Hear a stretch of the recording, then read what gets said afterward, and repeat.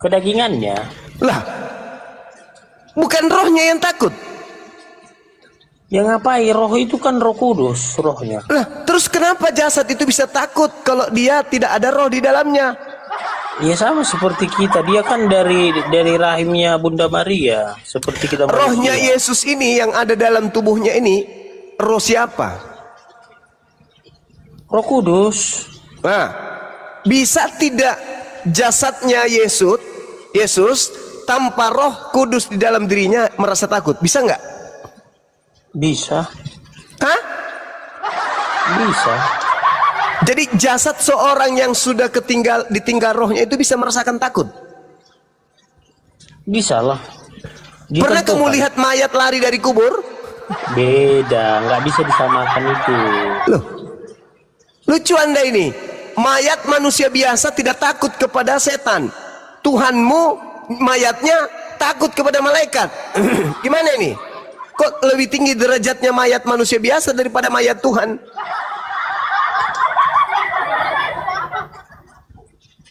Yesus itu merasakan takut karena adanya roh di dalam dirinya.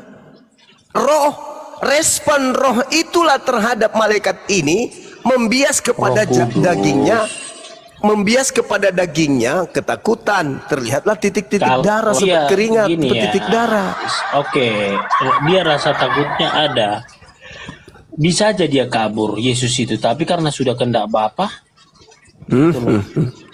Begini saudara, ketika kemudian ada orang takut, misalnya ya, ada orang berjalan, tiba-tiba dia melihat setan, orang itu ketakutan, berteriaklah dia, tolong. Itu kalau masih ada rohnya di dalam. Begitu dia baru mengatakan toh, rohnya keluar, masih nyambung nggak dia teriak long? Atau cuman toh saja? Nggak nyambung lah, karena kan rohnya udah nggak ada lagi dalam.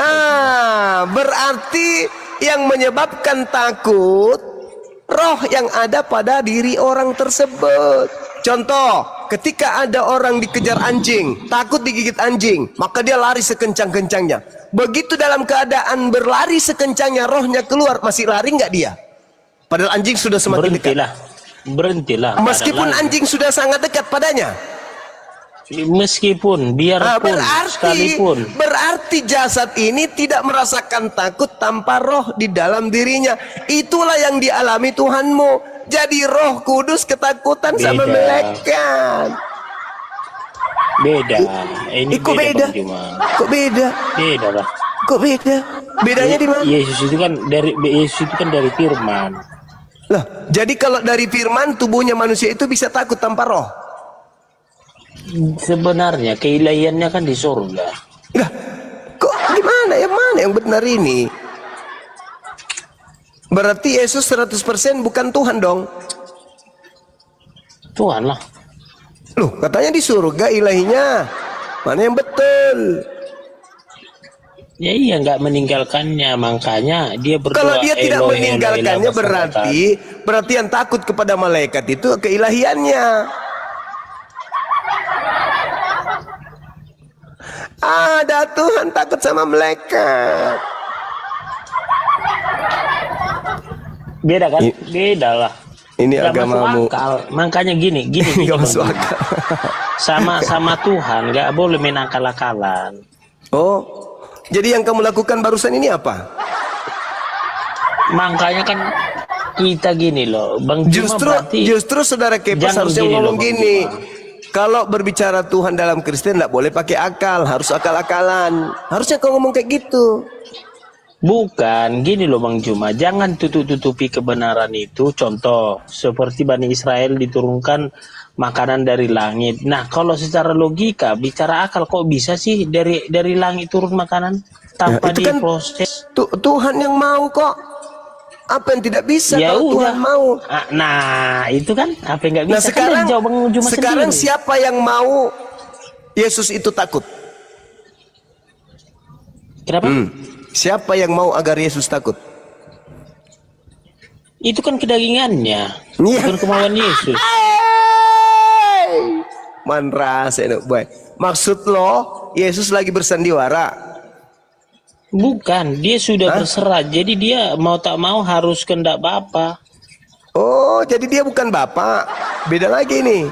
Bagaimana nih Yesus? Dia ini? Bapa itu kayak kan keilahiannya. Dia Bapak gitu itu loh. sendiri. Loh, kenapa dia takut? Takutlah, karena kan dia merasakan sakit juga. Makan, minum, makan ikan goreng. Hancur. Tuhan takut sama malaikat. Hancur deh, hancur. Hancur. Kamu kalau di Sulawesi Selatan ini, saya masakan kamu itu apa? Sagu. Satu drum, habis itu kubur kau di situ di sagu. Biar kau jadi kekurung. Beda Bang Juma, beda. Makanya saya bilang beda. Kan udah dibilang, kan kalau kau mengaku Yesus Kristus sebagai Tuhan, kau dianggap bodoh. Oh memang betul. Karena memang Paulus sudah sadar ini ajaran yang kubuat ini, kalau ada yang percaya pasti orang bodoh. Dia sudah tahu itu. Yang percaya kepada saya ini hanya orang bodoh. 1 Korintus 1 nomor 23 itu kata Paulus. Pasti orang bodoh aja yang percaya kepada ajaran saya ini. Makanya orang Yahudi itu orang cerdas-cerdas. Orang Arab itu orang cerdas-cerdas. Makanya tidak percaya kepada ajaran Paulus. Masa sih? Tapi kan minum kencing unta, gimana cerdasnya, dari mana? Apa gizinya? Itu perintah minum kencing onta hanya kepada oknum. Oknum itu tok, bukan diajarkan kepada umat Islam itu. Bukan. Sama seperti ketika di dalam kitab saudara diperintahkan mengambil kemudian tai kering. Bakarlah roti itu di atas tai kering. Itu bukan diperintahkan untuk seluruh umat Yahudi, enggak, sama oknum tok pada saat itu kejadian itu. Kan ketika Yesus berkata dengan muridnya, inilah dagingku makanlah, inilah darahku minumlah. Artinya itu kan bukan untuk oknum, tapi kan untuk semua kami, peringatan. Bukan, gitu, yang saya bilang ini yang disuruh bakar roti di atas tai kering, tai manusia kering gitu loh. Itu kan dibilang minumlah kencing unta ini kau akan sembuh, kan artinya kan itu kan untuk umat. Aneh-aneh aja orang ini.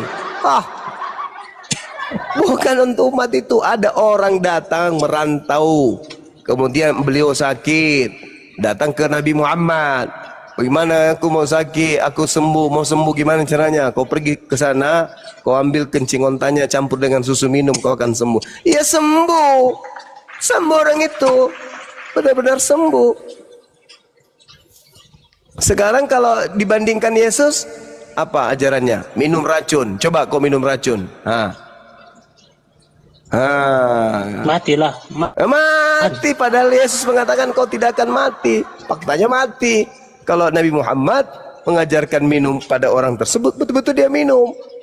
Mati. Itu perumpamaan tentang kepercayaan. Kalau giliran kayak gitu perumpamaan, nggak sia-sia.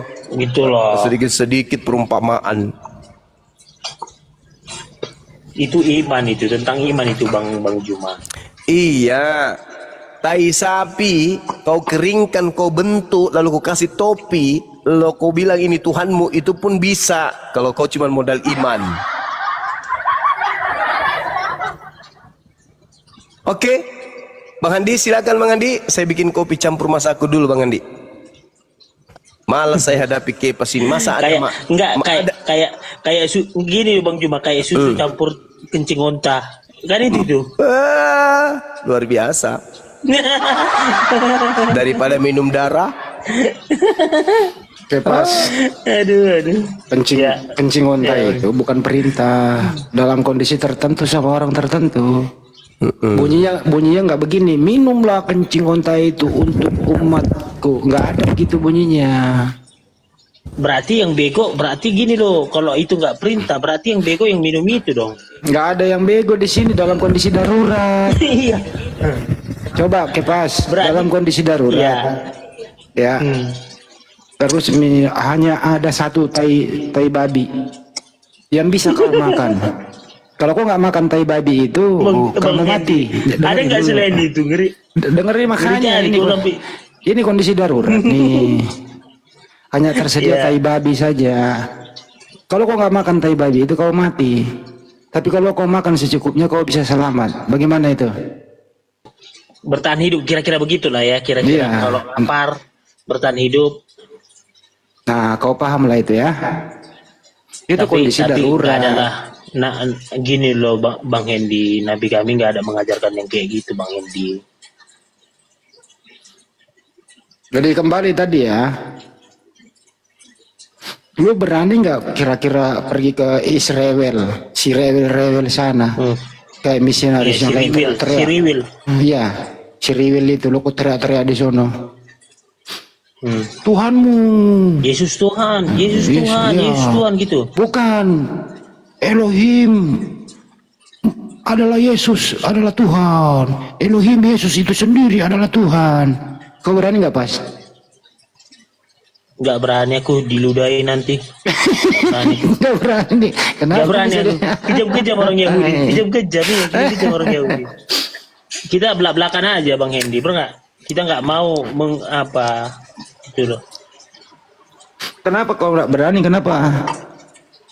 Karena mereka nggak mengakui Yesus sebagai Tuhan Yahudi. Bukan masalah nggak mengakui Yesus Tuhan. Tuhannya orang kok jadiin Yesus. Itu ya masalah. Tuhannya orang kau jadikan manusia menjadi Yesus. Itu yang membuat terakhir ini bukan lagi diludahi, digamparin pas. Bener. Digambarin. Iya memang nggak terima orang itu Bang Juma. Kayak Bang Hendy nggak terima. Ya Bang kayaknya jangan. Udahlah. Bang Hendy ada tamu tuh Bang Hendy. Iya coba. Ya, Andrew. Muslim apa Kristen, Andrew? Andrew.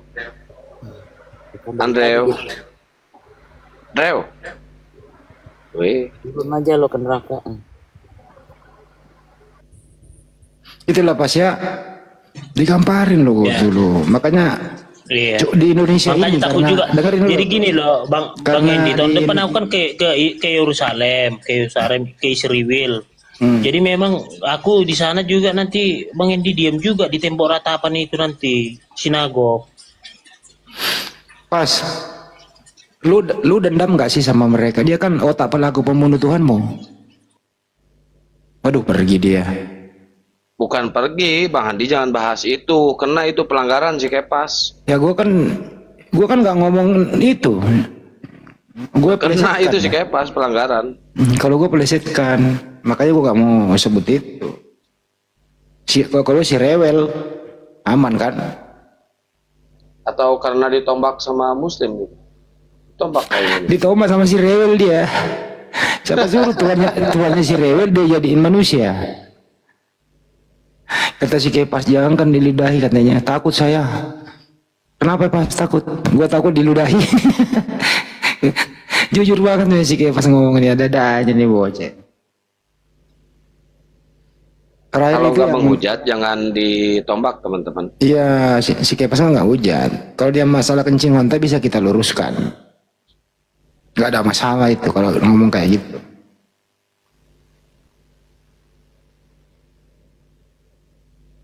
Jadi masalah kencing onta itu teman-teman itu nggak ada perintah. Ya, nggak ada itu. Nggak ada hukumnya. Baik wajib maupun sunnah nggak ada.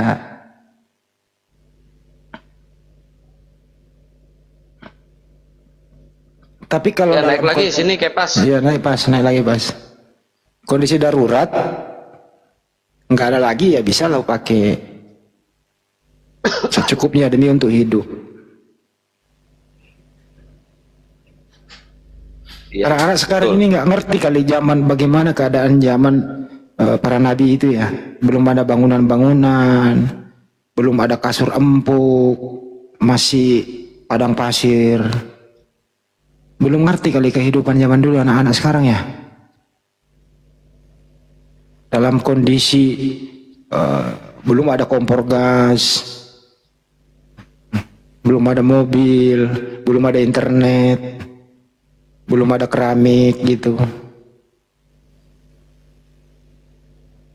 Pas, ya pas. Ya teman-teman yang di bawah di tab-tab layar ya. Terus yang muslim di peringatan atas aku. kalau ada masih tanda plus silahkan di follow teman-teman yang di atas ya, yang Kena 1,5 peringatan aku. ini silakan. Ya, Follow dulu kembali lagi. kawan-kawan, follow supaya Izin, nggak izin auto follow Kepas, dulu. izin.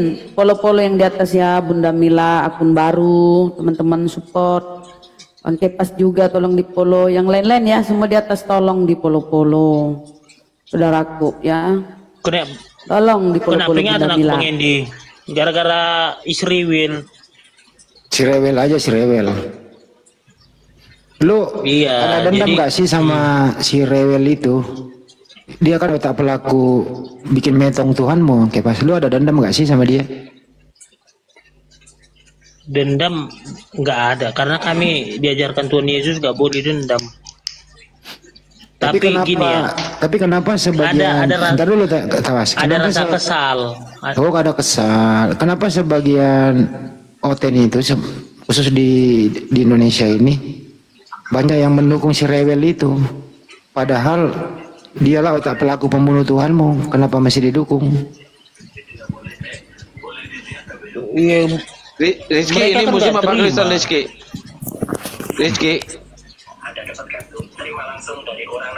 Rizky muslim apa Kristen? Kita ngomongin Jokowi. Oke. Terpotong. Lu kan ngerti 340, lu ngerti nggak pas 340? Kuap.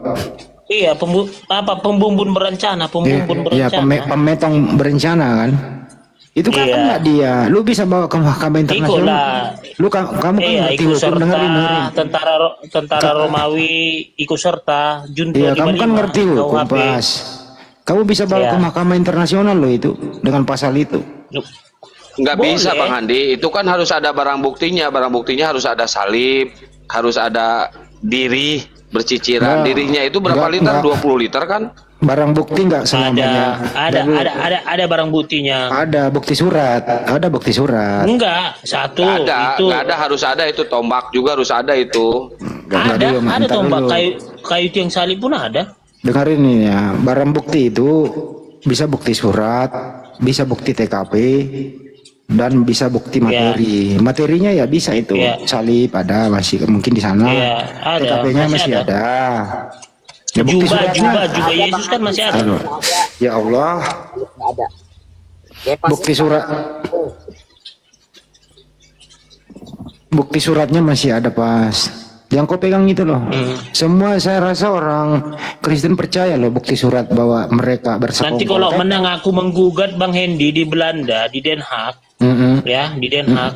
Kalau aku menggugat nanti tentara Romawi sama Mahkamah Agama, ya di Israel, artinya apa? Yang ku bilang tadi itu, ya kan bisa aku jadi kaya raya, tapi aku masuk api neraka. Kagak lah.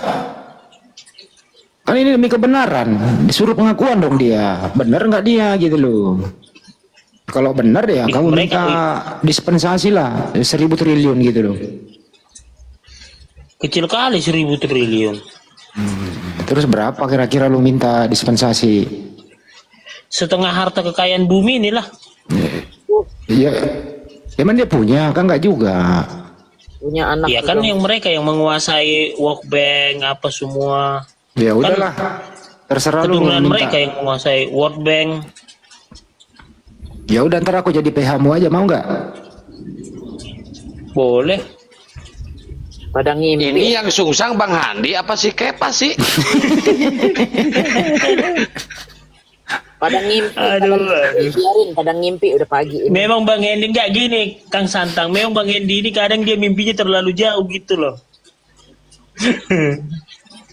Tapi bener loh, ini ada dulu pasukan dari Afrika. Ini mau dipakai cara ini. Bener, lu pernah baca beritanya nggak? Karena dia percaya ya, tertulis di Bible gitu loh. Bahwa ya pasti dong ada otak pelaku, ada otak pelaku, ada eksekutor kan gitu. Ya udah Pas, siapkan berkasmu ya. Pas, woi. Mikir dia itu, wah lumayan berduit 1.000 triliun. Bukan Bang Hendy, materi gugatan udah kusiapkan, formil dan materialnya udah. Tinggal mau ini kan ada temanku Marga Simatupang ada di Belanda. Jadi udah ada akses ke Belanda ke Den Haag. Jadi peradilan internasional itu kan ada 3. Satu di Belanda, satu di Amerika Serikat, satu di Jangan-jangan Prancis. Budarni itu. Budarni warga Simatupang. Enggak. Enggak, memang mau ke Belanda saya. Sekalian saya mau ngambil S. Bang Kepas, cara Anda itu sudah pernah ditempuh. Pengacara dari Kenya sudah pernah sampai Atribes. Ditolak Itu beda lah. Kalau itu kan sama, beda. udah. Nggak apa-apa, kan dari Indonesia belum ada yang Bros, nggak apa-apa. Iya. Kebetulan Biarkan dia. satu lagi aku mau ngambil S2 ke Belanda, hukum internasional. Kan seru Keduanya. nanti itu loh. Apa ya? Sidang Mahkamah Internasional dibuka dengan gugatan nomor sekian dengan gugatan dari Indonesia disponsori oleh Kepas. Isi gugatannya sebagai berikut. 1. Sebutkan Pas. 1, 2 dan 3. Apa itu isi gugatannya? Jadi gini loh Bang Hendy, sedangkan yang nyata aja itu sekarang yang bermasalah Israel dengan Palestina itu sampai sekarang kan nggak usah ke situ dulu, gugatan itu kan isi gugatanmu atas bikin metong Tuhanmu ini loh, apa isi gugatanmu? ya semua lah yang terlibat itulah isinya nanti di apa kan nanti. Berkas-berkasnya kan di Bible itu pasti ada. Jadi ya adendum dari gugatan itu nanti ku bilang Bang Hendy di sini keberatan. Kenapa? Karena Bang Hendy menganggap bahwa Yesus itu adalah Isa Al-Masih. Enggak ada orangnya ke sana. Kenapa? Siapa sebenarnya? Apa benar nggak ada otak pelaku ini? Apa benar mereka membunuh itu, bikin metong itu gitu loh? Itu kan mau diteliti. Jangan-jangan dia salah orang. Nah gitu loh. Jangan-jangan Kalau salah enggak Bang Hendy? Jangan-jangan Kalau bukan salah anak. enggak. Jangan-jangan bukan anak Maria yang dimaksud.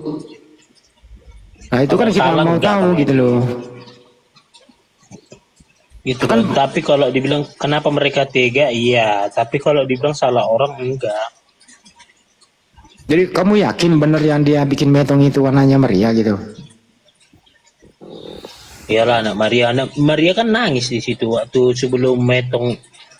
Tapi kalau Elohim Yahweh. mereka juga punya ilmu, punya ahli bahwa yang kami bikin metong itu berdasarkan Ulangan 21-22 yang kami bikin metong itu adalah orang yang terkutuk, orang fasik, orang durhaka. Nah, itu kan dia bisa ada pembelaan. Anak Bunda Maria itu tidak memenuhi syarat karena dia orang mulia, orang soleh. Jadi bukan anak Maria yang kami bikin metong, tapi orang yang disamakan namanya gitu. Gimana? Ini ya Bang Hendy ya. Iya. Jadi Bang Hendy, kalau ini tembus gugatan saya ini nanti di Den Haag ini nanti di Belanda ini, kayaknya aku nggak keturunanku nggak pernah jatuh miskin loh. Soalnya ini besar ini kompensasinya Bang Hendy. Kompensasinya ini besar loh. Bisa 1.000 triliun. Bisa. Kalah Elon Musk 10.000 triliun. Kalau Elon Musk kan hartanya kan 6.000. 6.000 kalau triliun. Kalau kita kan nanti 10. Kalau kau menang gugatan itu duitnya dibawa kemana? Ke Indonesia lah. Kebanyakan makan tumis genjer sih Kepas ini. Nggak apa-apa lah. Gimana coba Bang Hendy? Coba Bang Hendy yang menghayal. Ku ikuti gini loh. Ku ikuti penghayalan Bang Hendy. Aku hanya ngikutin aja. Bunda Mila nanti temanin kamu di sana, tenang aja. Bunda Mila bantu dia air minum ya kalau haus. Beres. Saya jadi asisten. Kalau Bunda Mila nanti ketemu di Amerika di apa New York kan? Saya enggak di LA. Saya ikutlah ke Belanda. Enggak gini loh, tembusannya kan Den Haag, di New York juga. Satu lagi di Swiss, satu lagi. Ke Swiss sana. Iyalah. 3 tembusannya. Aku dapat komisi nggak pas? Berapa lah Bang Hendy yang ada apa kan yang memberikan usulan ya kita kasih lah. Malah dikasih gua. Si Akang kenapa tuh kepalanya? Berapa? 1% dapat. Ini dengerin si Kempes pusing pala.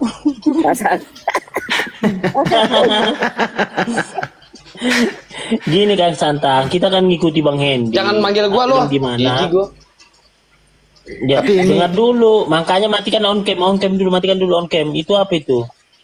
Jadi makanya kan gini. Itu apa itu? Obat pusing, Kalau Kang Santang itu nggak sampai itu, Bang Hendy. Kalau Kang Santang nggak sampai itu ke situ gugatan itu. Dia hanya penolakan aja Yesus sebagai Tuhan. Udah cukup aja di situ. Masalah gugat menggugat dia nggak sampai ke sana. Lu nanti tidur pasti ngayal dapat duit. mati ditumpukan duit entah ngotong. Tapi nggak bosan-bosan ya Bunda ya Bang Hendy ya. Hanya bertahun-tahun loh Komal ini loh, gini-gini aja pembahasan kita loh. Udah bertahun-tahun loh. Ada kemajuan saya lihat banyak selama 4 bulan saya ngikut. Yang iya kan pengikut Bunda Mila banyak pengikutnya, tapi kan jadi banyak murtad. Dari tadi saya ketawa lihat ini Pak Handi, judul YouTube-nya Bang Juma Bengkelas Otak.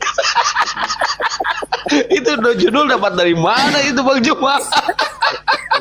Bengkelas Otak. Ini nih otaknya saya ngeliat si Kempes. Ini tadi dikatakan sama Bang Kepas nggak bosen-bosen 4 tahun apa ya. Ini Bang Kepas, acara ini disiarin kan lewat YouTube. Nah kita nggak pernah tahu sampai di kuping mana terakhir ini akan didengar. Ya kita nggak pernah tahu. Nah itu ada kuasa Allah di situ. Ini emang udah cekat di sini. Ya. Kenapa lari ke sono sih Bang, omongannya enggak gitu, enggak ngomong gitu terus jangan. Kan tadi dia ngomong gitu katanya enggak bosen-bosen katanya. Dia serius. Enggak. Ini masalah hukum. Jadi gini, Pak. Iya. Kami maklumi Anda mau melakukan itu. Karena hanya orang-orang yang tidak punya hati, yang tidak mau mencari tahu siapa pelaku, siapa otak dibalik bikin metong Tuhanmu ini gitu loh. Jadi gini kalau saya nih sebagai ini Pak, saya cari sampai tuntas. Udah dapat. Saya akan beri pelajaran dia. Ini tinggal kompensasi aja nih. Ini hanya kompensasi aja. Udah dapat siapa yang terlibat atas kematian Tuhan Yesus ini. Jadi sekarang kau udah bermusuhan sama mereka ya? Lawanmu dia ya? Siapa? Yang bikin metong Tuhanmu, lawan apa teman? Ya lawan lah. Lawan. Persoalannya pas. Kalau dia ngeles, bukan kami pelakunya, ya. Tapi nanti diputuskan di pengadilan ya. Hakim mengatakan bahwa yang dibikin metong Israel sama tentara Romawi ternyata bukan anaknya Maria. Masihkah kau mau menuhankan Yesus? Gimana? Ya itu kan kalau. Ya ini kan ada dua pilihan.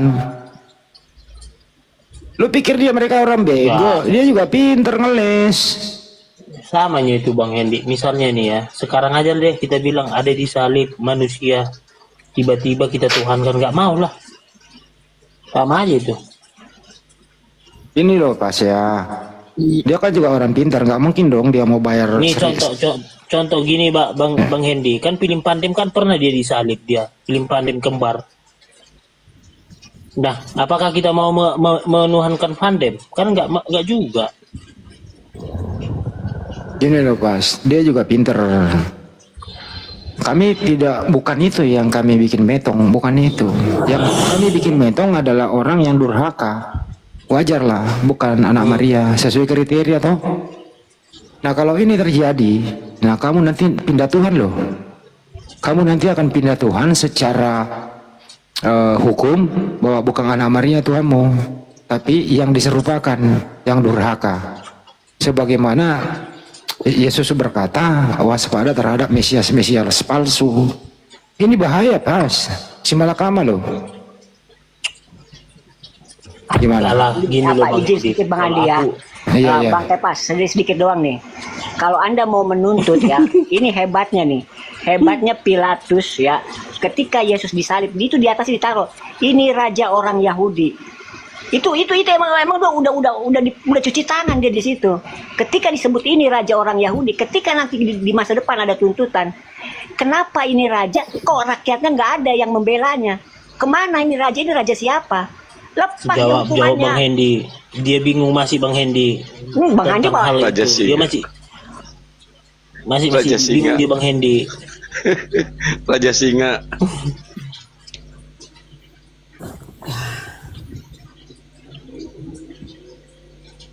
Pikirkan pas, bahaya loh nanti kalau hakim memutuskan bukan anak Maria yang metong di tiang salib, bahaya loh.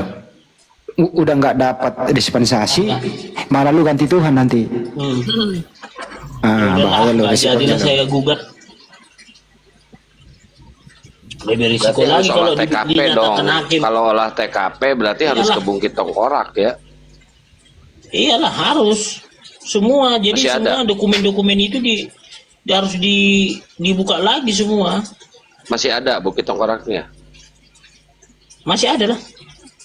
Di mana? Terus ada lagi nih, ada alternatif B. Dia bilang begini, hai kalian semua yang menuntut saya, sebenarnya kalian salah. Saya ini pahlawan. Tanpa saya dan tentara Romawi kalian nggak punya Tuhan. Mestinya Anda berterima kasih. Berbalik minta dispensasi sama Anda. Kenapa? Karena dengan saya sebagai pelaku 340 dan eksekutornya itu, Anda punya Tuhan. Anda harus berterima kasih. Berbalik minta dispensasi sama lu, Bas. Gimana? Itu nggak dikabulkan majelis hakim. Ya bisa aja. Kenapa enggak, dia pahlawan kok. Boleh aja dia membalas gugatan kita begitu, tapi kan dia masalahnya kan, tanpa mereka Kristen nggak punya Tuhan, Bang Andi. Itu dia di sana, Kang. Itu nggak mendasar lah, dalilnya itu nggak mendasar itu. Kenapa enggak? Dia juga nggak ada. Ya, gimana benar? Kan itu kan kejadiannya kan bukan artinya gini ya, kejadian itu ketika dikatakan mereka tanpa kami kau nggak bisa punya Tuhan gini, nggak bisa lah. Dari mana dalilnya itu? Ya kalau dia nggak menjadi bikin metong, emang lu punya Tuhan dan punya juru selamat. Samanya ini Bang Hendi, kita nggak usah jauh-jauh. Sekarang ada seseorang membumbun, misalnya karena istrinya selingkuh. Nah kalau nggak saya bunbun apanya itu, ya dia nggak ketahuan bohongnya, sama aja kan, itu kan alibi. Gini aja deh kesimpulannya dulu sebelum lu ke sono. Tentara Romawi sama si Rewel ini pahlawan atau pecundang? Orang yang sangat kejam. Pahlawan ya? Pahlawan atau penjahat? Penjahat. Berarti jasa penjahat, karena jasa penjahat kau punya Tuhan? Enggak lah, kan itu kan enggak apa-apa. Coba rekonstruksi dulu. Penjahat ini yang membunuh Tuhanmu, yang bikin metong Tuhanmu. Artinya, kalau tidak ada salib, tidak ada bikin metong di salib, kamu nggak punya Tuhan. Dosamu tidak ditebus. Jadi mereka ini pahlawan, sekaligus penjahat. Itu kan kata Bang Hendi. Nah kalau nggak ada penjahat ini, kamu punya Tuhan nggak? Ketika Yesus berdoa di Imrus masuk Imrus. Kan dia ini banyak Imrus. Coba saya sedikit. Pada saat Yesus disalib dan mati terkutuk di kayu salib, itu kehendak Bapa ya, Kepas? Iya, kehendak Bapa. Ya. Tentara Romawi yang membunbun Yesus itu kehendak siapa? Kehendak iblis. Berarti yang menyuruh membunuh Yesus itu adalah iblis. Jadi kalau nyembah bukan kehendak Bapa, tapi kehendak iblis. Yang benar tuh. Nah, begini loh. Simpulin Kepas, kesimpulan. Kesimpulannya adalah iblis tidak mau Yesus itu mati di kayu tiang salib. Tapi sudah kehendak Bapa.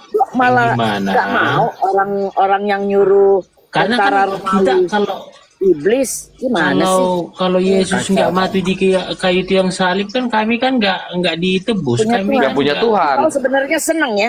Senang dong, happy dong, bukannya nangis. Dulu Bunda Bu. Aduh, bukan senang. Nggak ada kata senang. Seolah-olah kami mengharapkan kematian itu, enggak lah. Lah iyalah. Kalau nggak dosa kau nggak ditebus, mana? Emang kematian itu kabar baik apa kabar buruk, Kepas? Namanya kematian gimana sih Kang Santang? Kematian itu apa sih artinya? Kabar baik apa kabar buruk? Iya, tinggal jawab aja kabar baik apa kabar buruk. Berarti kematian Tuhan kalian itu kabar buruk bagi kalian. Kenapa kalian sukacita merayakannya? Nyanyi-nyanyi lagi pakai. Tapi kan kami dituduh dengan darahnya. Di situ sukacitanya. Yalah. Suka belajar ngehayal. Kenyataannya kan nggak begitu. Pakai akal lah, Kepas. Kenapa sih nggak mau pakai akal? Kau udah mau sekolah S3 lagi di Belanda sana, akalmu masih aja jongkok. Mana? Critical thinking kau pasti nggak lulus ini kalau saya kasih sebuah malahan saya skripsi Bunda, tahu nggak Bunda, saya dibuat dosen pembimbing, dibuat saya JPU, jaksa penuntut umum. Kritisnya bukan ampun loh, JPU saya dibuat. Critical thinkingnya kurang, itu Bang Andi lebih pandai sampai ke atas cerita. Masalahnya kan gini Bunda, masalahnya kan dibilang kau akan dianggap bodoh, kan gitu. Itu di Korintus itu. Itu dia. Jadi pengikut dianggap bodoh kan? Iya. Serba salah. Itu kayak makan buah si malakama, Kepas. Kau begini kena yang ini, kau begini kena yang ini. Kepas, Roh Kudus sering ngebantu lu nggak? Perlu jangan ke Roh Kudus dulu. Itu Pas. jangan dulu. Secara manusia berakal, pas kamu ini berpendapat, iya, Yesus sebaiknya metong atau tidak metong? Nggak bisa pilih, Bang Andi. Biar aja jawab dulu. Menurut akal sehat. Jadi gini loh Bang Hendi. Sebenarnya dia harus mati. Harus Tapi mati kan Bunda, dia pilih tuh. Dia kan mengalahkan kematian itu 3 hari kan Bang. Yang nyuruh dia mati siapa? Silibis kan? Siapa? Itu kan gini. Nggak boleh. Sebenarnya nggak boleh nyebut anu ya. Ip nggak bisa ya. Iya. Sibilis. Jadi si Cipilis ini dia itu ya nggak mau manusia itu masuk. Si Sepilis.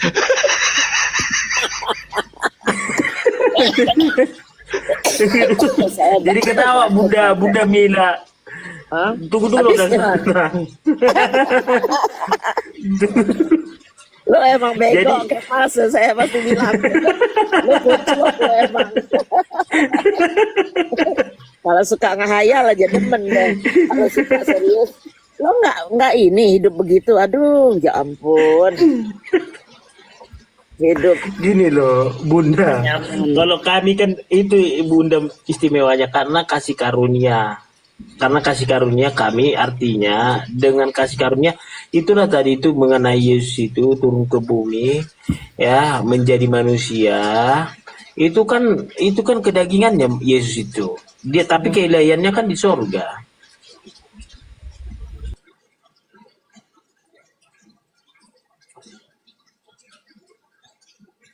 Tuh turun Bunda Mila. Nah, kan? Tetep lawar. Bukan turun, kena pelanggaran.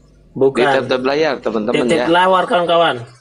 Lawar. Layar. Si Imrus mau maju Imrus. Enggak, aku belum kenal lo Bang Hendi wajahnya kayak mana. Belum kenal aku lo wajahnya kayak mana. Wajah siapa?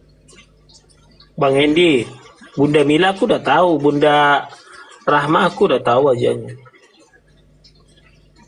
Kalau si Imrus tahu gak lo? Belum. Apalagi saya.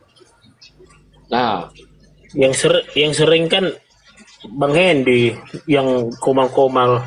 Tapi Bang Hendi kok nggak cerdas-cerdas ya? Kok nggak tahu sejarah loh? Kasihan loh. Bukannya nggak cerdas Bang Kepas. Andanya yang nggak mampu nggak nyampe ke situ. Ya, dengan bilang nggak cerdas itu jalan pintas itu. Bang Kandi nggak cerdas, itu cuma jalan buat motong jalan biar Anda nggak kelihatan bodohnya, gitu loh. Ya. Emang begitu emang. Tunggu dulu.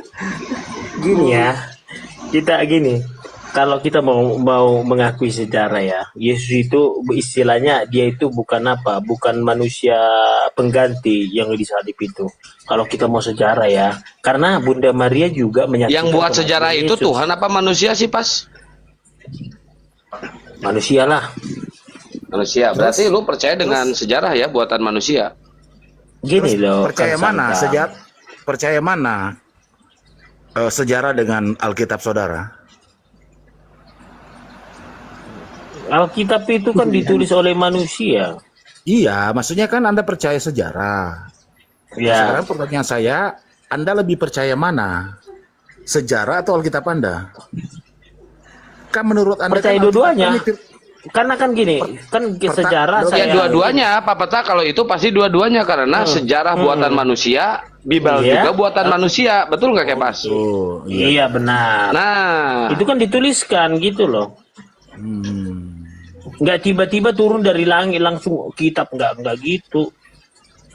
Tapi kan begini, Itu kan kalau menurut Anda kan di dalam Alkitab Anda itu kan adalah firman Tuhan, betul? Kena lagi deh gue. Pun deh. Oh iya, Bunda Mila, makanya baru mau nanya nih, mana Bunda Mila? Kena. Padahal nggak ngomong apa-apa kan, Bun? Itu tadi ngomong sedikit. Ngomong tadi Bunda Mila. Dibilang kenapa sih Yesus Tuhan, makanya kena PR. Iya. Iya, TikTok juga nggak nerima kalau Yesus Tuhan. Bisa open Bang Kepas, kan Anda percaya Alkitab Anda itu kan firman Tuhan tuh, benar nggak? Hah? Alkitab Anda itu kan firman Tuhan menurut Anda yang dituliskan oleh manusia, benar? Benar.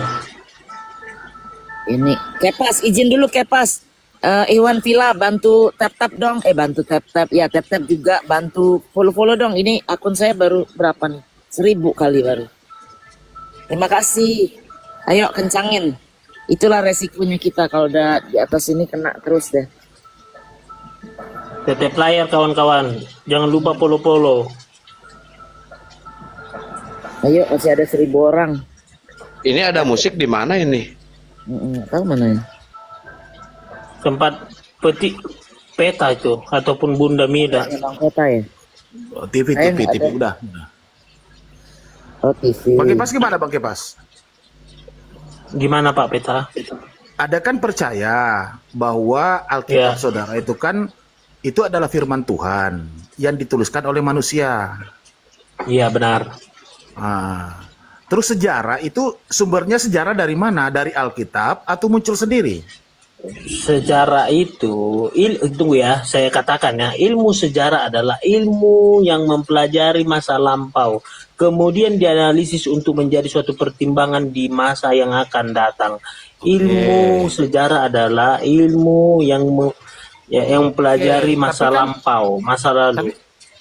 Tetapi kan sejarah itu kan mesti ada dasarnya. Ya, dasar tadi lah contoh. Sejarah tadi kayak yang duluan air bah. Sebentar sebelum Anda jawab. Duluan mana, sejarah atau firman Tuhan? Firman lah. Berarti yang tercatat dalam Alkitab saudara kan? Iya. Firman lah. Sumber sejarah itu kan dari firman Tuhan, betul? Iya. Kan begitu? Iya, dibukukan firman apa itu Alkitab itu? Iya, firman dari sejarah-sejarah Tuhan yang dituliskan oleh manusia. Kemudian dari situlah muncul sejarah, kan begitu? Iya. Nah, tadi kalau Anda mau percaya hanya sekedar percaya sejarah, ya terus gimana dong Alkitabnya saudara kalau selalu Anda berdasarkan sejarah-sejarah? Sementara Alkitab saudara itu ada lebih duluan. Tidak akan mungkin ada sejarah tidak ada Alkitab Anda, kan gitu. Jadi gini, sejarah itu adalah kejadian fakta. Iya paham, kejadian masa lampau, tapi kan mesti ada dasarnya. Dasarnya itu Alkitab yang diceritakan oleh Alkitab yang dituliskan oleh manusia. Muncullah sejarah, kan begitu. Bukan, sejarah itu duluan baru ditulis Alkitab. Jangan dulu ke firman, gitu loh. Oh begitu. Kalau dibilang pada mula pertama Allah menciptakan langit dan bumi, itu kan firman. Oke? Itu firman, bukan sejarah. Itu firman. Nah, firman itu menjadi manusia, menjadi daging. Nah, itu adalah ketika firman itu menjadi daging, dia itu pertama baru ada yang menyaksikan bahwa Yesus itu adalah dari firman, makanya ditulis oleh sejarah, ditulislah itu di buku, karena itu menjadi perjanjian baru. Cocok, benar itu. Apa yang saudara katakan, berarti kan duluan itu yang namanya firman dari Tuhan yang dituliskan oleh manusia. Kemudian muncul yang namanya sejarah, kan begitu. Karena sejarah kan tidak mungkin ucuk-ucuk datang gitu, walaupun Anda tadi mengatakan bahwa sejarah itu menceritakan masa lampau. Nah, masa lampau yang diceritakan itu sumbernya dari mana? Kan dari Alkitab, dari firman Tuhan, kan begitu. Terbalik jadinya. Nah, makanya tadi saya mohon maaf ya Bang Kepas ya, tadi saya sela itu karena Anda selalu mengatakan percaya dengan sejarah. Sementara sejarah itu kan ada ujung, Pak, ada ujungnya, ada awalnya. Awalnya apa? Itu tadi yang saudara katakan. Firman Tuhan yang ditulis oleh manusia kemudian menjadi sejarah bahwa akan ada terjadi masa lampau. Tidak mungkin sejarah duluan daripada Alkitab atau firman Tuhan. Nah, sekarang kalau duluan sejarah dari firman Tuhan, bagaimana caranya? Apa yang mau diceritakan? Kan gitu, bro. Iya, gini, iya. Jadi ini simpang siur ini antara sejarah dan firman ini. Kalau gini ya, pertama itu firman, baru sejarah. Nah, kalau kita melihat kematian Yesus itu ada sejarahnya, ada yang menyaksikannya, ada siapa yang terlibat. Itu tadi yang kita bicarakan mulai dari tadi, itu yang keterlibatan tadi Romawi dan Mahkamah Agama itu adalah pelaku sejarah, pelaku sejarah. Jadi itu memang ada. Jadi ada sejarahnya jelas, nggak uka-uka, nggak omon-omon, gitu loh. Nah, yang disalibkan itu adalah anak Maria, karena Maria juga menyaksikan penyaliban di Gunung Tengkorak itu, gitu loh. Sejarah mencatat itu. Oke, kalau sejarah itu ada yang valid, ada yang tidak. Itu valid, Bang Hendy. Oke, ini ada Mr. Yu. Mr. Yu, Islam atau Kristen? Apa dia jadi moderator? Jadi lu yang nyapa. Biar simpel, maksudnya gini loh Kang Santang, biar simpel, biar Mr. Yu. Daripada ditolak lagi ya. Dia itu berharap ada bantuan dari Oten. Kalau nyembah anak orang itu sejarah atau bukan? Turunin aja Kang, nggak? Sejarah. Nyembah anak orang sejarah gitu. Sejarah. Itu nyembah anak orang sejarah gitu loh. Jadi gini Bang Hendy, apa saya bilang nyembah anak orang itu sejarah? Contoh Korut. Kan itu kan Kim Jong Un, Kim Jong Il, Kim Jong Sun, itu kan manusia disembah rakyatnya. Artinya kan itu sejarah. Kim Jong Un udah mualaf. Kim Jong Un itu anaknya Kim Jong Il yang udah mualaf. Nggak dituhankan. Itu Tuhan bagi mereka gini, Bunda. Kan teman saya kan kedutaan Bunda, teman saya kan sekretaris kedutaan Korea Utara. Kan saya kan kedutaan Korea Utara. Kena lagi ngomong itu, yang lain aja, bukan itu. Jangan kesana. Negara itu tuh. Gini loh Bunda, sekretaris. Bang Kepas, tidak apple to apple antara cerita yang dipertanyakan tadi Bang Handi dengan Anda mengambil contoh di zaman sekarang ini. Itu tidak apple to apple. Gitu. Tadi kita bicara sejarah Pak Peta, Bang Hendy kan tanya, manusia dituhankan, sejarah nggak? Saya kasih jawabannya gitu loh. Iya, tapi tidak apple to apple. Karena Kim Jong Un itu tidak mentuhankan. Benar. Kan gitu. Rakyat menuhankan manusia. Dia menyembah itu sebagai bentuk penghormatan, bukan menyembah sebagai Tuhan. Sebagai pimpinan. Sementara Anda yang pertanyaan tadi Bang Andi, Tuhan itu manusia itu disembah gitu loh. Dia sebagai Anda menganggapnya dia Tuhan. Itu enggak gitu apple to apple gitu loh.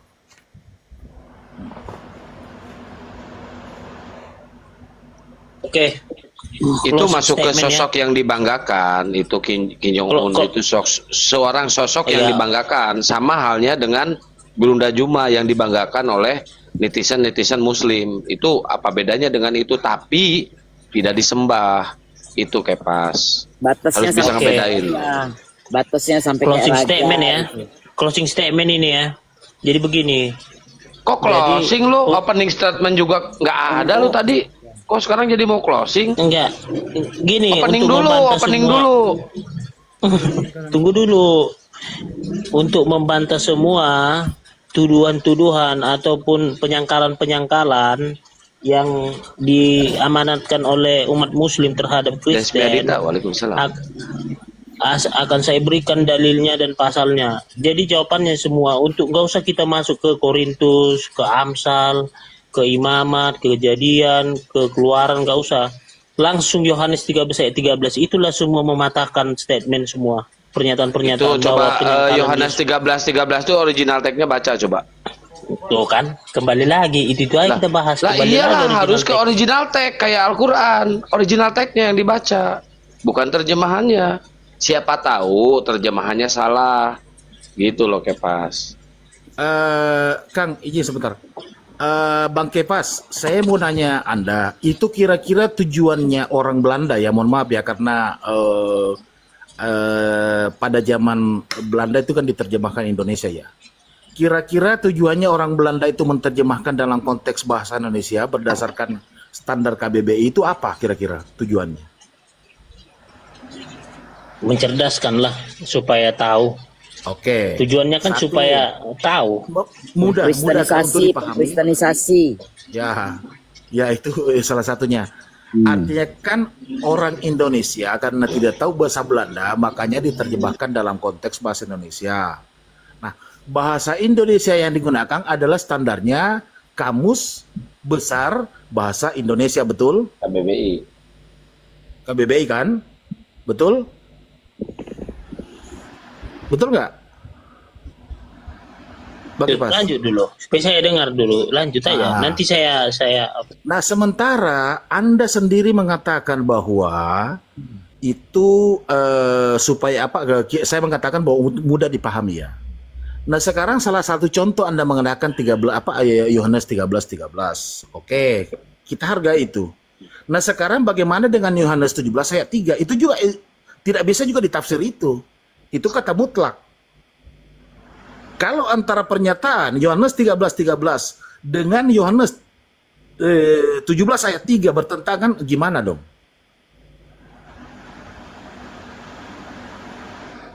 Beda lah. Itu udah beda. Jangan diambil satu ayat di situ. Hah? Iya kan? Salah satu tadi yang dibahas oleh Gurunda tentang aku adalah jalan kebenaran dan hidup. Itu sangat-sangat jelas sekali. Jalan itu bukan tujuan. Kepas mau berangkat ke Jakarta melalui atau naik pesawat. Apakah pesawat itu Jakarta?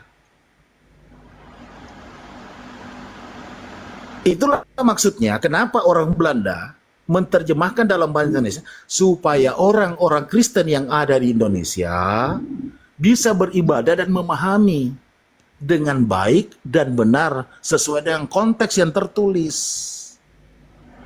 Lari. Kena kali dia. Loh, kemana sih Kepasnya? Iya. Baru saya mau analogikan malah kabur. Naik lagi Kepas. Betul, tadi saya ngedukung apa yang dikatakan Pak Petalempu ya. Ibaratnya gini. Ini si Kepas. Boleh nggak sih pelanggaran nggak sih pakai ini? Ini si Kepas nih. Ini si Kepas. Ini kendaraan. Ini tujuannya. Ya Yesus ini diibaratkan kendaraan.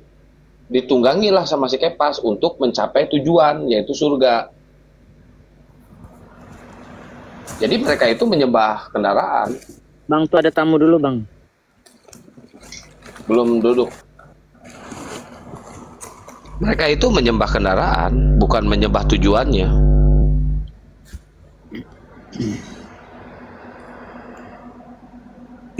itulah makanya kita selalu biasa sama. Mohon maaf ini dengan segala hormat ini, teman-teman di OTEN, kalau dalam ilmu-ilmu dunia, ilmu sosial, dia akan memahami konteks itu yang tertulis. Saya yakin 1000%. Tetapi begitu kita membahas tentang keyakinan atau ayat atau tulisan yang ada di Alkitabnya mereka, itu mereka mendefinisikan lain. Bukan, dia lari dari konteks KBBI. Itu yang saya perhatikan selama ini. Ya. Mungkin saya sepakat ya, Bun ya. Bang Peta di hukum bukan, di bidang hukum bukan? Iya, Bun. Nih, saya waktu masih kuliah di Jakarta itu kan dikasih uang kos sama orang tua kan, tapi tetap aja kan mesti cari tambahan. Nah, waktu nyari tambahan itu saya itu jualan buku Gramedia yang ensiklopedia itu. Tahu kan, ngerti ya? Nah, pada saat itu kita itu ada menjual buku hukum. Itu tahun berarti saya kuliah tahun 90-an. Itu buku hukum baru diterbitkan terjemahan dari Belanda ke Indonesia tahun segitu. Kenapa dia duluan menerjemahkan Bible-nya ini dari Belanda ke Indonesia? Kenapa enggak buku hukum dulu yang penting? Karena hukum kita kan ngacunya ke sana. Tuh, aneh kan? Itu baru tahun 90-an itu baru diterjemahin tuh hukum Belanda ke Indonesia tuh. Ada tuh bukunya 2 jilid tuh. Dijual. Oh, kayak kacang goreng aja. Semua lawyer beli karena mereka perlu kan. Tuh. Coba. Iya, kenapa itu begitu, Bunda? Berarti kenapa sampai laku seperti itu? Karena memang kan mohon maaf, ini KUHP kita itu kan itu peninggalan dari kolonial. Iya, benar. Kiblatnya dulu, kiblat hukum kita dulu kan mengarah ke sana. Enggak, poin saya bukan di situ, Bang Peta, poin saya bukan di situ. Poin saya, mereka mau mengkristenisasikan itu lebih dulu daripada soal hukum negara kita, supaya orang-orang ngerti itu. Makanya Bible diterjemahin duluan, baru soal hukum ini tadi, buku hukum. Iya, benar. Jadi ingat ke sana deh. Aduh, duitnya banyak tuh jualan ensiklopedia gitu, mahal kan? Britannica, segala macam itu, nggak ada dijual di toko buku biasa, nggak ada. Sampai sekarang masih itu di Blok M kalau nggak salah kantornya itu. Yep. Itu si apa yang dulu tuh laku kacang, Bu dia. Oh, itu yang ya ampun, belum sempat ngasih sampel. Ini kita cuma fotokopi yang dibawa. Naik ojek lah ya waktu zaman dulu ya. Oh, ke kantor si Lubis, kantor si ini Minang Warman, kantor. Aduh. Nah, udah kacang. Kita relevansikan, Bu ya. Kita relevansikan. Kira-kira tujuannya itu orang Belanda menerjemahkan hukum itu dalam konteks bahasa Indonesia. Kira-kira gunanya apa, Bun? Ya, karena memang kita ngacunya ke sana, terus gimana? Diterjemahin begitu berarti kan jadi lebih ngerti juga. Gitu. Itu kuncinya kan? Supaya kita mengerti dan mudah memahami apa maksud dan tujuan daripada tulisan ini. Kan gitu, Bun ya. Harusnya kan Bible juga diterjemahkan atau didefinisikan berdasarkan konteks yang tertulis. Original konteks. Iya. Sekarang tapi kenyataannya kan enggak.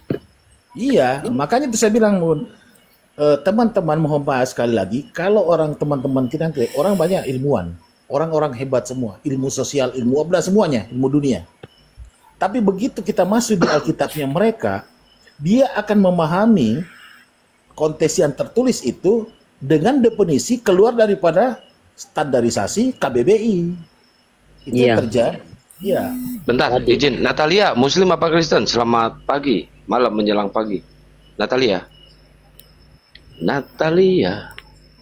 Halo, Bang. Ya, halo. Halo, assalamualaikum. Saya Muslim, Mas. Salah tekan tadi, Mas. Oh, Muslim. Namanya Natalia, Bang. Ya, ini nama-nama nama-nama game Ya, saya. ya udah. Siap. Ya.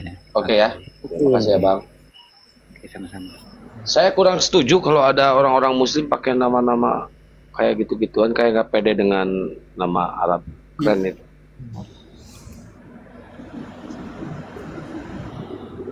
Imrus ini sebenarnya nama-nama Yunani. Ini Us ini kebanyakan nama Yunani. Ini si Imrus orang Yunani dia. Iya. Yang lebih parahnya lagi kan ngaku-ngaku orang Makassar. Iya. Berarti salah ini dia. Namanya nama Yunani tapi mukanya muka Jawa.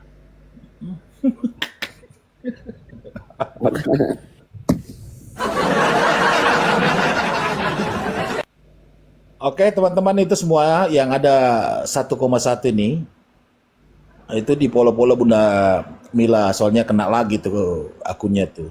2 kena. Iya, di polo-polo supaya capai target gitu ya. Ya tolong ya dengan kerendahan hati saudara-saudaraku yang 1,1 ini. Udah pada tidur kayaknya sih. Enggak lah, Bun. Enggak ya? Atau Oten? Assalamualaikum. Waalaikumsalam. Bunda Mila, Bunda Rahma, Bang Andi Sebes, Bang Peta Lampu, Bang Cuma, selamat malam semuanya. Selamat malam. Assalamualaikum. Ada yang mau disampaikan, Bang? Ada, Bunda. Sedikit cerita boleh ya? Ya. Sebenarnya pengen ngobrol banyak dengan Kanda Zuma ini. Salam hangat dari Banten ini, Bang. Udah tidur kayaknya. Iya, kayaknya udah tidur, udah capek. Dari tadi sore sih minta naik. Ini sekedar cerita Kanda Panglima nyuwun pangapunten abi di Banten. Mangga tuh mau diceritai. Siap. Saya dari perasa awal, mungkin dunia apologet itu sudah lama ya. Semenjak saya mengenal Yahoo Messenger lah, kurang lebih tahun 2000-an, ya misionaris melalui media sosial juga sudah banyak waktu itu. Cuman memang terbatas. Kemudian suatu ketika saya lama di Jawa, di Jogja, persisnya di daerah Babarsari, di belakang kampus Atmajaya waktu itu ya. Sehabis sholat Jumat saya ketemu ngobrol dengan seorang, kemudian dia bercerita bahwa dia mantan pendeta dari NTT, Mualaf. Kemudian saya ajak ngobrol lama di kosan, waktu itu saya masih mahasiswa. Kemudian dia bercerita banyak lah terkait dengan apa yang terjadi di Indonesia ini, terkait dengan misionaris. Beliau memberitahukan kepada saya waktu itu bahwa ketika soal dialog atau debat semacam ini, karena memang dia seorang pendeta gitu, dia mengatakan kalau Muslim itu kalau berdebat pasti menang. Kalau berdebat pasti menang. Makanya sebenarnya pendeta-pendeta itu menghindari perdebatan-perdebatan soal kitabnya. Karena memang kata pendetanya itu orang Kristen itu akan berdebat dengan kitabnya sendiri.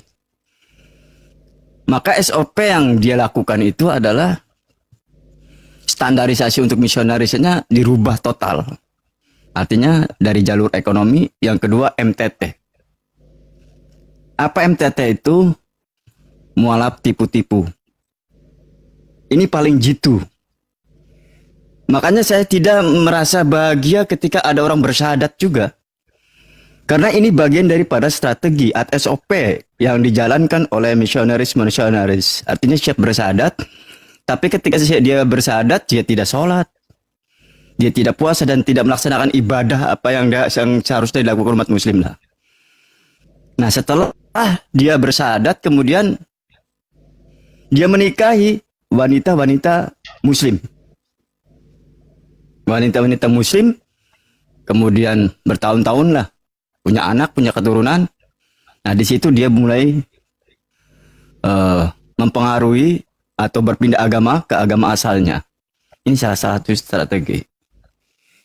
Makanya saya tidak merasa bahagia ketika ada mualaf yang bersyahadat, karena banyak juga SOP standarisasi misionaris ini untuk masuk ke wilayah pengkristenan. Jadi punten Abangda, kemudian Bunda, ini sekedar mengingatkan kita bahwa apologet di sini adalah pada hakikatnya memberi kekuatan mental dan spirit kepada umat Islam pada intinya itu. Karena ada SOP yang paling hebat yang diterapkan oleh misionaris ini, yaitu pura-pura mualaf. Yaitu disebut MTT itu, mualaf tipu-tipu. Betul, saya setuju dengan hal itu Bang. Saya juga seperti itu ya, pandangan saya dengan pandangan Abang sama, hampir sama. Cuman gini Bang, kita husnuzon aja ya, biar Allah nanti yang membukakan apapun yang mereka lakukan. Allah akan pasti membukakan keborokan atau kebusukan-kebusukan yang mereka lakukan Bang. Kalau misalkan kita kalau misalkan kita ada yang mau syahadat terus kita tolak, kita dosa juga.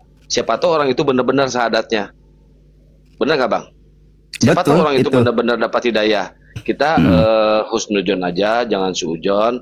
Kalau misalkan mereka hanya ingin tipu-tipu, Allah akan membukakan. Contoh si Al-KTP, langsung dibukakan sama Allah kan, keborokannya, kebusukannya. Akhirnya dia hanya ingin tipu-tipu. Contoh dulu ada tuh siapa, si Candy Susanto. Iya. Detik itu juga Allah tunjukkan kebesaran Allah, gitu Bang. Jadi kita biasa aja. Kalau misalkan ada yang mau mualaf, ada yang mau syahadat, kita syahadatkan Bang. Kita syahadatkan. Kalau misalkan itu hanya tipu-tipu, biar Allah yang bertindak, biar Allah yang bekerja, gitu Bang. Jadi, nah kalau masalah tadi sedikit lagi, kalau masalah tadi kasus hamilisasi, betul itu udah terjadi.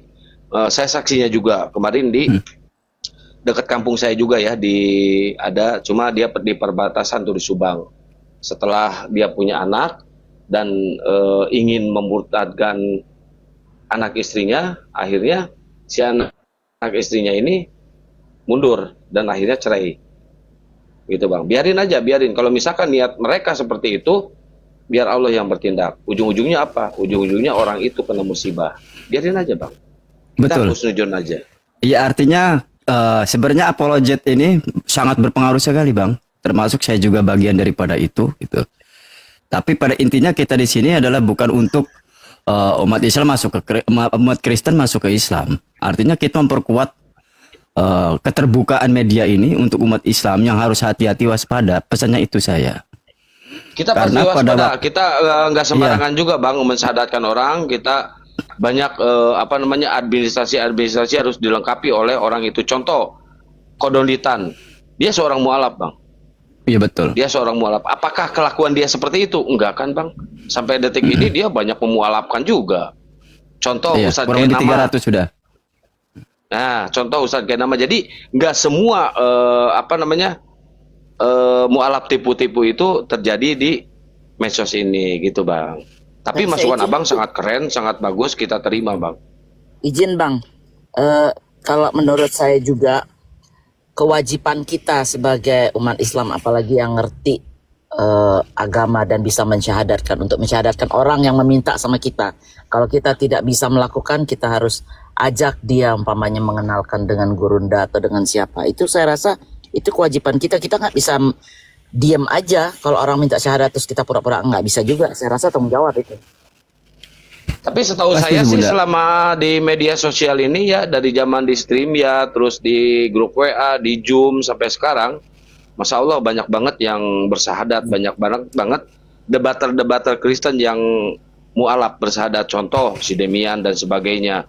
Banyak juga pendeta-pendeta yang bersyahadat. Contoh Padang Cemumek. Tapi saya tidak pernah menemukan satu debater Muslim yang murtad akibat diskusi, akibat debat.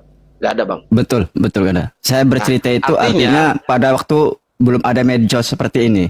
Artinya umat Kristen waktu itu belum terbuka kan, karena pada waktu itu dogma aja gitu. Setelah terbuka seperti ini, umat Islam menyampaikan ini terbuka semua. Ini yang saya ceritakan kan pada. Oke. Siap Bang, siap Mangga. Saya sedikit nambahkan. Jadi kalau berbicara tadi yang saudara katakan, itu Gurunda sudah mengalami. Betul. Ya, Gurunda itu sudah mengalami. Bahkan Gurunda itu sampai tinggal di rumahnya. Orang-orang yang mau dimualafkan beliau itu dibimbing. Ya. Tapi 2-3 bulan kemudian alasan dia mau pulang ke rumahnya, ketemu orang, silaturahmi sama orang tua, mau minta maaf. Udah, handphone udah dimatiin, dia kembali ke agamanya. Ya, jadi memang ada banyak motif. Ada banyak motif itu mereka mau masuk Islam. Ya, salah satu tadi diantaranya yang Anda katakan begitu. Dan itu ada juga pengalaman orang yang bekas bos saya itu, mereka dulu istrinya masuk Islam waktu dia kawin. Bayangkan itu kurang lebih sekitar kawin mereka sekitar 20-30 hampir 20 tahun lah. 10 tahun istrinya kembali ke agamanya. Jadi mereka hidup di dua agama. Lama kurang lebih berjalan sekitar 20 tahun. Sampai 20 tahun sampai dengan hayatnya karena udah beliau meninggal. Ya, mudah-mudahan dimaafkan dosanya. Itu yang kedua. Yang ketiga, tujuan daripada para apologet ini bukan kita semata-mata mau mengislamkan orang-orang non-muslim. Tapi kita mencoba untuk menyampaikan kebenaran. Karena itu ada amanah. Ya, sampaikanlah kebenaran walaupun hanya satu ayat. Itu amanah yang diberikan oleh Rasulullah Muhammad SAW. Kalau Islam semua nanti neraka sepi Bang. Nah, itu hanya kan tanggung jawab aja. Nah, masalah seumpamanya dia mau masuk Islam atau tidak, dan itu yakin saya nggak mungkin sampai dunia ini tidak ada Islam semua, nggak mungkin. Seperti yang saudara katakan. Ya, artinya masalah setelah kita sampaikan kebenaran, mereka berpikir itu hidayah itu datang dari Allah. Itu ketiga. Keempat, kita berapologet seperti yang ada sekarang ini terhadap orang-orang non-muslim yang kaum awam ya, yang mereka hanya datang 1 minggu ke gereja, setelah sampai di gereja disimpan di sampingnya kitabnya, kemudian apa yang dijelaskan oleh Bapak beri gereja, kemudian dia pulang ke rumahnya disimpan lagi. Nah, dengan adanya apologet ini yang ada sekarang, kita sampaikan kebenaran, minimal dia bisa membuka kitabnya. Apakah sesuai? Ini Bang Suma, Bunda Rahma, Bunda Mila, Kian Santan dan sebagainya, itu menyampaikan benar enggak ini yang dibilang ini? Dia buka, akhirnya ditemukan kebenaran. Minimal dia akan berpikir bahwa itu yang benar itu Islam. Mau masuk atau tidaknya itu bukan urusan kita, tapi urusan Allah Subhanahu wa Ta'ala. Ya, cuma gini, sedikit Pak Peta. Cuma saya kurang begitu ya Bang ya, kurang begitu suka dengan pernyataan, dengan narasi Bang Tukang ini. Tadi di awal ngomong tidak suka melihat ada orang bersahadat. Itu diperbaiki aja Bang, narasi itu Bang. Takutnya bikin jadi polemik Bang. Bukan, artinya saya tidak suka gitu ya, biasa aja gitu. Karena memang ya Islam nggak juga apa-apa, ya, ini aja Bang, buat konsumsi Abang sendiri. Jadi jangan sampai diutarakan keluar Bang, itu bahaya Bang. Bisa Abang setidaknya secara tidak langsung merendahkan orang-orang yang sudah masuk Islam mualaf Bang, gitu Bang ya. Tapi masukan Abang kita terima. Tapi kita melakukan hal itu dari dulu Bang, sampai detik ini, sampai sekarang gitu ya Bang ya. Oke Bang, iya, makasih banyak karena saya cerita itu tahun 2004. Ya oke. 11 tahun. Mungkin kalau mau cerita kembali ke masa lalu, Saya malah lebih parah lagi. Kalau tapi ini kan tidak boleh karena ini itu adalah dokumen ya, bukan juga rahasia sih ya. Saya pernah mendekat saya cita dari keluarga saya. Ini nggak boleh kau sebarkan ini. Ini berbahaya. Ini akan mengancam toleransi antar umat beragama. Walaupun ini benar ya, Jadi ceritanya kayak gini. Ada seorang orang pesantren yang menyusup masuk kepada mereka. Ikuti rapat ya, mungkin kayak seperti itu misionaris ya, kalau dalam konteks Islam, Kristen ya. Mereka masuk, dia pelajari, dan itu ada sejarahnya, dan itu real. Bahkan